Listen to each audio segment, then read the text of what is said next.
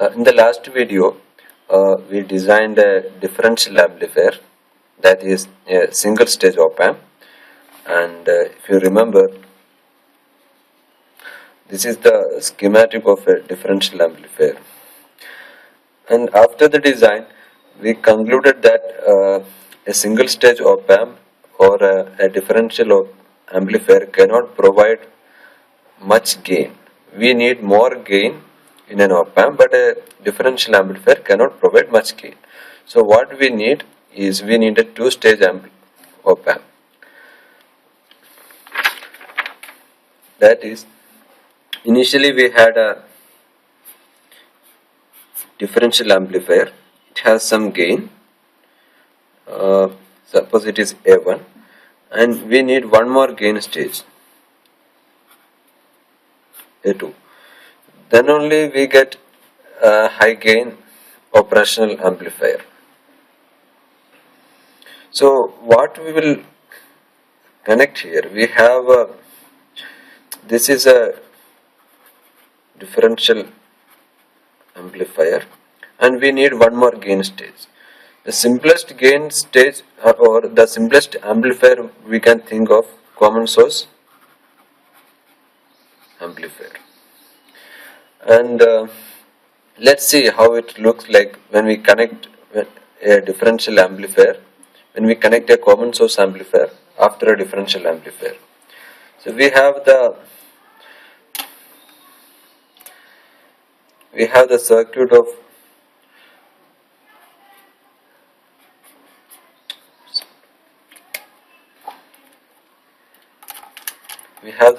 of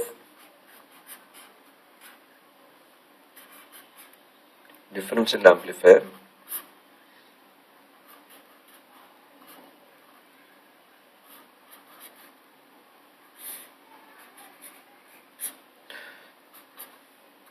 It looks like this, and this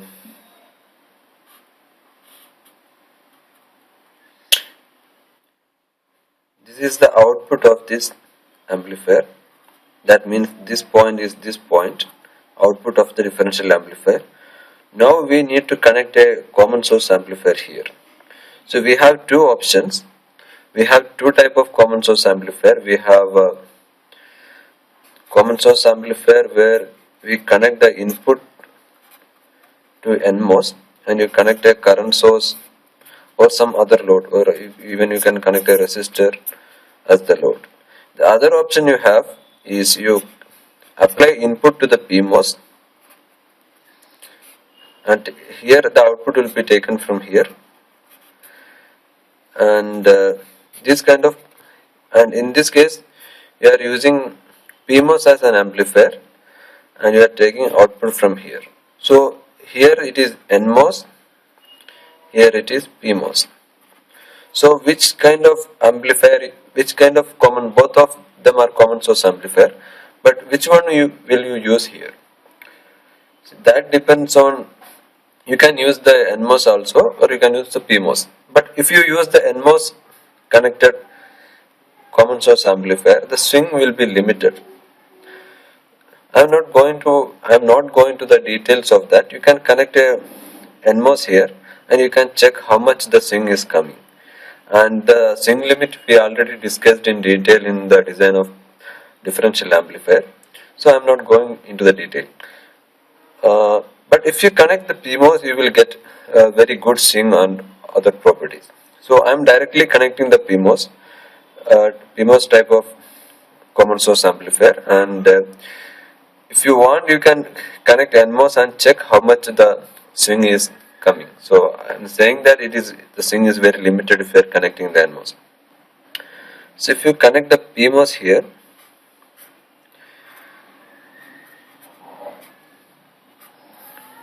now this will look like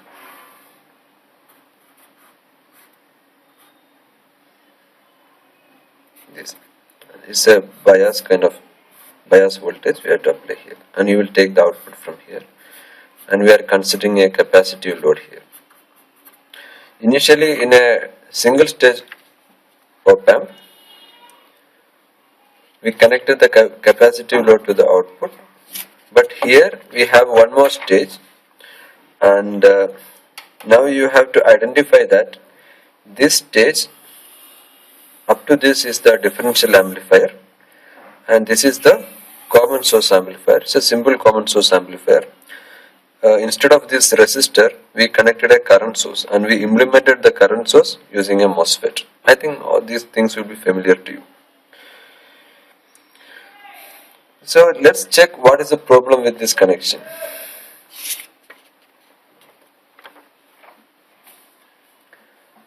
Earlier in the differential amplifier, that is a single stage opamp, is a diff amp. We were not worried about the phase margin or the stability, those kind of things.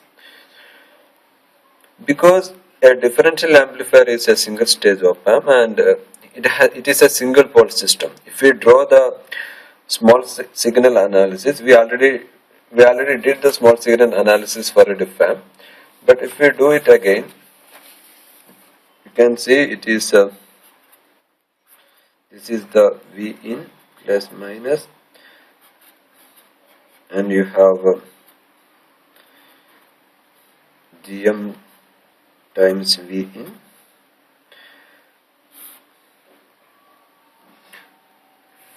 and we had a capacitor here and a resistor here. So this was the small signal model of a diff amp. But when we this is the circuit diagram. So here the output capacitance was dominated by the load capacitance. So this was CL in that case, and the output resistance, this R output resistance, is the output resistance of NMOS, the MOSFETs M4 and M2. So it will be output resistance of M4 parallel output resistance of M2. So it was load capacitance CL. But in the two-stage op-amp case, this will not be the CL, because we are not connecting the load capacitance to the output of the diff amp. We are connecting the load to the second stage. So this is not the load capacitance here. So what is this capacitance is? That capacitance we name it as C1. That C1 consists of the gate capacitance of this MOSFET plus the drain to source capacitance of this MOSFET and drain to source capacitance of this MOSFET. So the value will be very less because most of them are parasitics and gate capacitance. Anyway, we will have a capacitance here and we will have a resistor over here. So this is the small signal diagram of a single stage op-amp. So here, since it is a single pole system, we derived this. I remember we derived this for a differential amplifier. So you will get a response like, if you plot the body plot, you will get a response like this. And this is the pole. We have only one pole. And this is the open loop gain.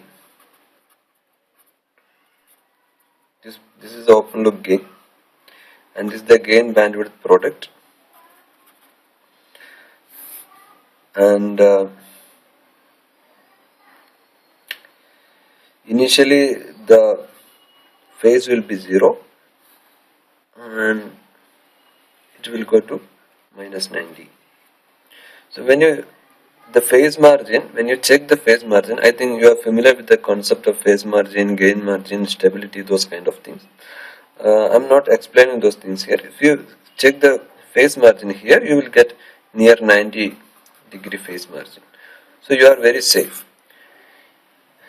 as long as you are working with a single pole system.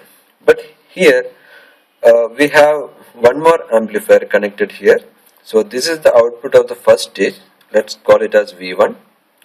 And we have one more amplifier connected here. So we will have one more stage.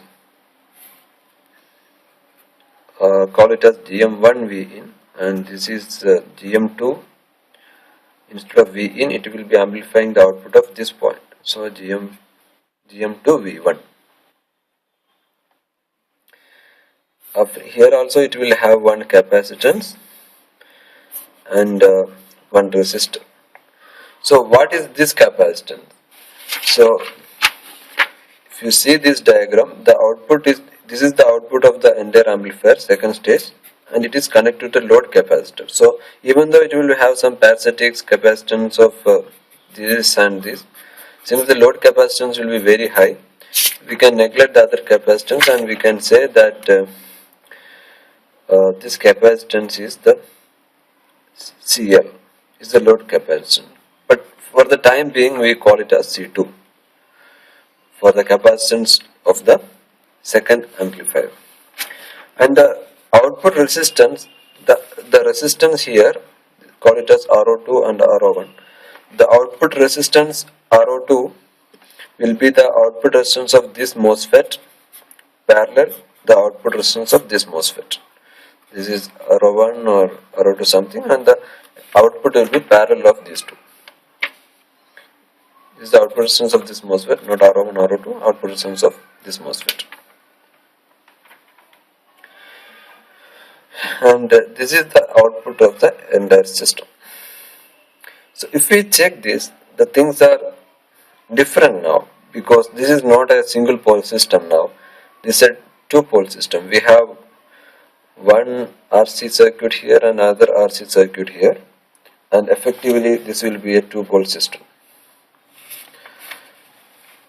So what are the poles? The poles, we can roughly say the poles will be P1 will be 1 by RO1, okay, small RO1, RO1 C1, P2 will be 1 by RO2 C2. So this is not a single pole system, we have two pole. I am not going to the derivation, it's a simple derivation, you can do it. And now let's plot the border plot of this. The border plot of a two pole system.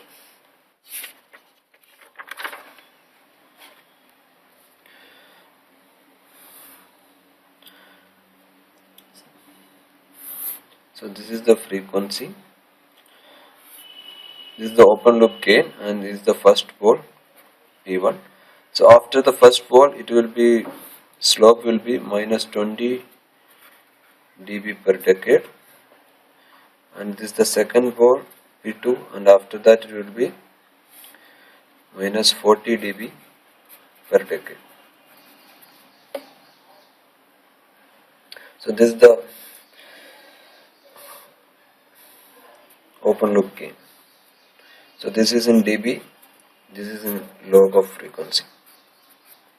So if you plot the phase, initially it will be at 0. If you are not, some textbooks you can see it, they are starting with 180 degree. They are starting with 180 degree because they are considering it's a negative feedback, and that feedback, because of that feedback, they are saying because of the negative feedback they are adding 180 degree. So we can start with 0, we are not considering that. Initially it will be 0, but at the point P1, this will decrease, it will go to minus 90, and at the point of P2, it will decrease again and go to minus 180. So if it is, this is minus 180, this means at what? Minus 180.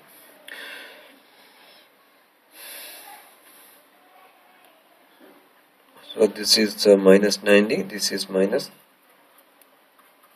180. So what is the phase margin here now? So if you check, this is the point where the gain is 1. So at gain is 1, if you check the phase margin is very near to 0. So this is the problem. Initially in a single pole system, we had a very good phase margin, and here we have a very small phase margin. So what is the problem with very small phase margin? I am not going to the detail, but see, if you, for a system, if you give a step response like this, then if you have a good phase margin, then the output will follow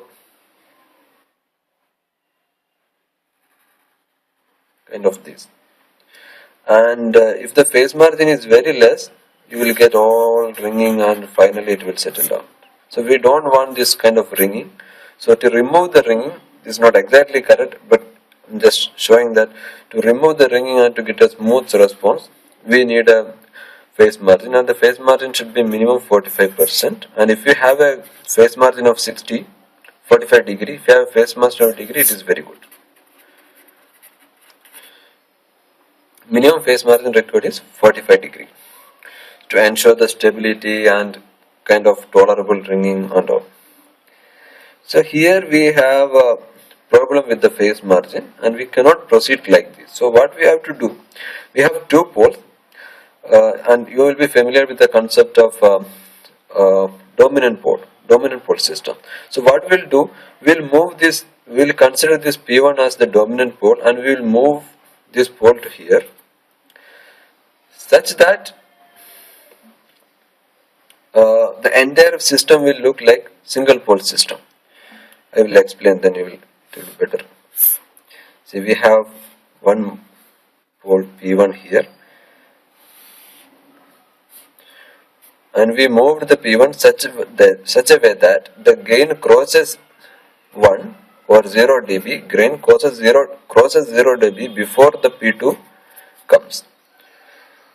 So effectively here we have two poles, P1 and P2, but P2 is very far away. P2 comes after the 0 crossing. So we are not cared about the P2.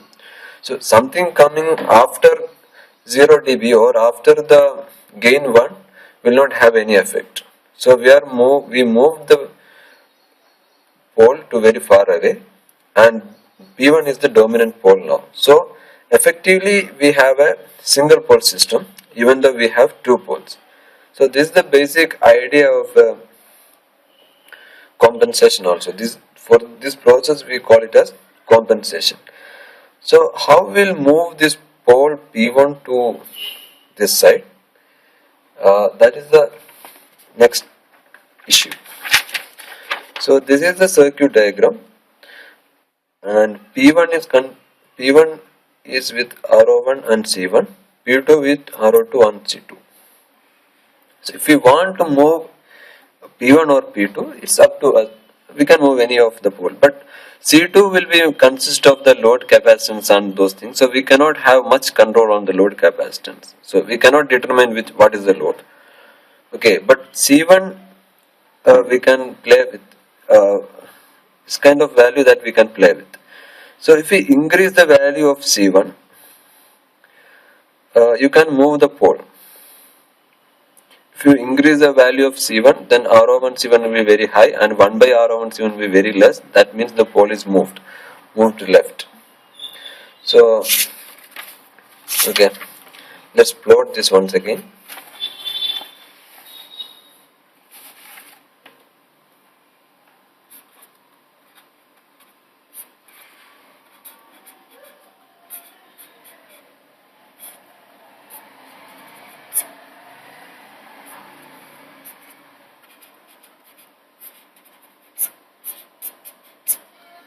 This is C2, this is C1.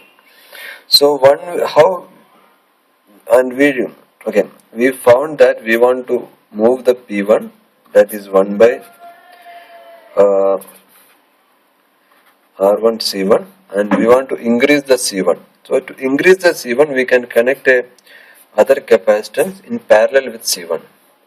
So then effectively the pole will become 1 by R1 into C1 plus that C, which is the C is what we added. But the problem here is we can do this, but to move the pole very far we have to put a big capacitance here. This should be big. So to avoid that big capacitance, we can use Miller effect. Hope that many of you have heard about Miller effect.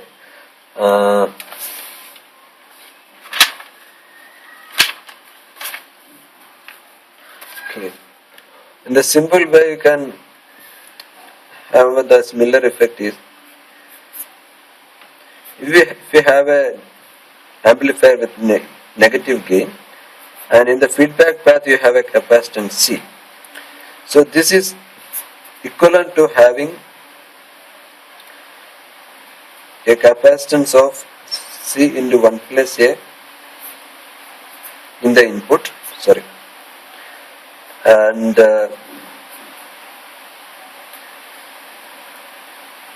C into 1 plus 1 by A in the output. So this is the Miller effect. You can search in any textbook for this Miller effect. So we want a big capacitor over here, but we are using the Miller effect to get a big capacitor. How? If we are using an amplifier and if you put a small capacitor in the feedback, you will get a multiplied version of this capacitance. If the capacitance is C and suppose the gain is 9, you will get 10 times of 1 plus 9 is 10 times of C. So instead of using big capacitance, you can use small capacitance and still get the same performance as a big capacitor. Fortunately, we have an amplifier here. Okay, to implement the Miller effect, we should have an amplifier. Okay, but we have a two-stage opamp, and we want to compensate. We want to add capacitor for this resistor C1. So the C1 will be coming like this. Okay, and we want to make a big capacitance parallel to C1.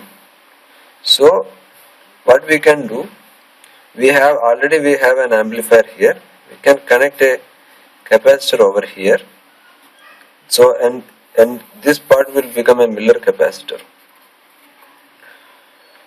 Once again, we already had a two-stage op-amp. This is the differential amplifier. This is the common stage amplifier. We need big capacitor here, and we know about Miller effect. So we are trying to use the Miller effect to produce a big capacitor.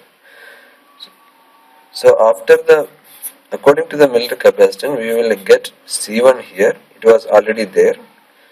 Plus we call it as CC.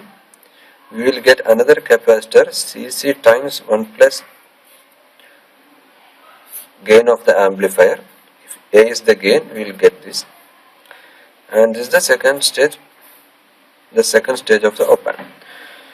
So here we will get CC times 1 plus A without using a big capacitor. We can use capacitor of 1 picofarad, and if the gain is 9, we will get 10 picofarad. So whatever be the gain, the capacitor will be multiplied by that much. So effectively we will be getting a big capacitor here such that the pole P1 will become 1 by R1 into C1 plus this big capacitor CC into 1 plus A. Hope this is clear to you. We are taking advantage from the Miller effect to make a big capacitor we are using a small capacitor, but it will look like a big capacitor when we are using the Miller effect. So the circuit diagram is now. The first stage is a diff amp, the second stage is a common source amplifier, and we have a capacitor over here. It's a Miller capacitor CC. Why we are adding this? We are adding this capacitance such that the pole P1, initially it was R01 C1, now it will be R01 into C1 plus CC into 1 plus A. So that we can move the pole. Initially the thing was like this, P1, P2. By adding this capacitance, we are moving this pole P1 to here, and now the response will look like this. And we want the P2 second pole after the crossing of the 0 dB. So we wanted to increase effective C1. For that purpose we introduce this capacitance CC. Hope it is clear. So if we connect this capacitor CC over there, so how it will look like in the small signal model? In small signal model we have the first stage GM1 V in.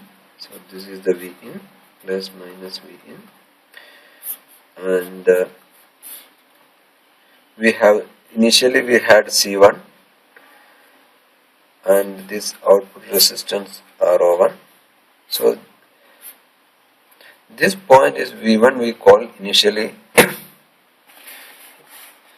and this is the second stage starting GM2 V1 C2 R02, and now we want to connect this CC.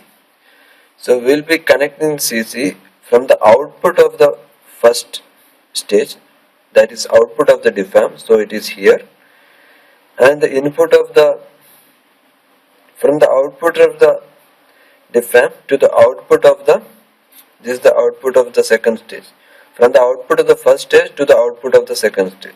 So we can connect it like this. This is the CC. So this is the small signal model of the two-stage op-amp with compensated capacitor. So in circuit it will look like little bit different. In the circuit, the two-stage op-amp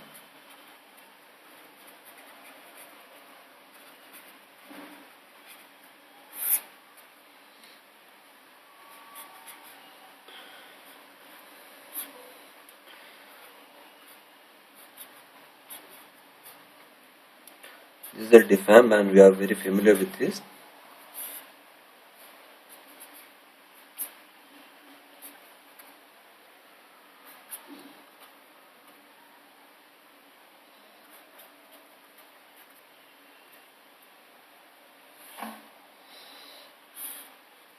And we have a PMOS common source amplifier.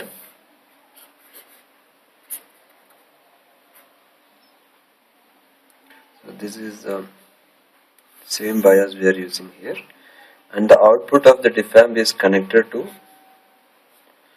the common source amplifier input, and we are taking output from here. This is the V out, and we are connecting a load capacitance CL here, and we have the Miller capacitor. Miller capacitor was from the output of the first stage to the output of the second stage.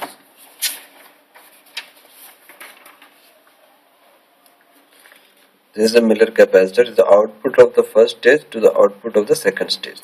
So here this is the output of the first stage and this is the output of the second stage. So we can connect the Miller capacitor over here. We call it as CC. So this circuit diagram will be very familiar to you, and in every standard textbooks the circuit starts with this, the two-stage amplifier design start with this circuit diagram. So we just explain how this CC came here, and yeah, this is the circuit, and we will start one by one, design process one by one. Okay.